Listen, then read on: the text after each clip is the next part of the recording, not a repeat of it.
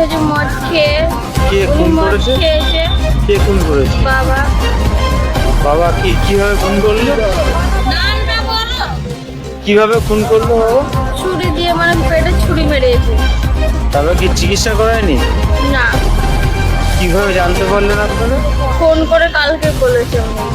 তারপর ছুটে আসলেন আপনারা? হ্যাঁ, এসে কি দেখলেন? দেখলাম মা মারা গেছে। কি চাইছেন এখন বাবা যে এই ঘটনা ঘটালো? শাস্তি, কত শাস্তি পেয়েছে। বাবা এখন কোথায়? জেলে আছে, থানায় ধরে নিয়েছে। ওর স্বামী ওর পেটে ছুরি মেরেছে। কবে? মানে আমরা তো জানি না ঠিক খবর। কালকে আমার ননদ আমাকে ফোন করে বলে যে বৌদি আমাকে নিয়ে যাও, আমি বাঁচতে চাই, আমার স্বামী আমার পেটে ছুরি মেরেছে। আচ্ছা, তারপর? তারপর আমরা বলেছি ঠিক আছে, আমি কাল সকাল হোক তারপর যাচ্ছি।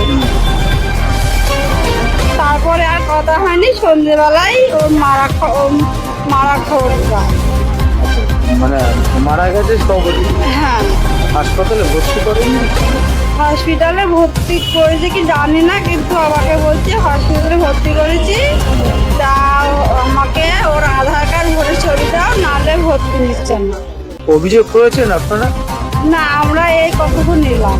আচ্ছা, এখন অভিযোগ করবেন? হ্যাঁ,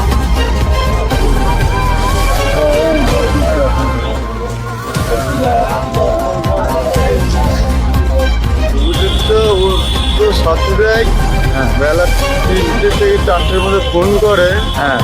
তা আমাদের ওখানে আমি ফোনটা তুলি, মানে বাড়িতে নিয়ে কাড়াকুড়ি করছে, কার সাথে যাদের সাথে কথা বলছিল যারা আসেনি, তা ফোনটা আমি কেড়ে নিই। যে কে দেখি তো, যখন আমি কথা বলি তখন ওই ভুবন আর লক্ষ্মী, মানে মেয়ে নাম লক্ষ্মী, আস্তে আস্তে কাকা করছে, আমি শুনতে পাচ্ছি কাকা করছে।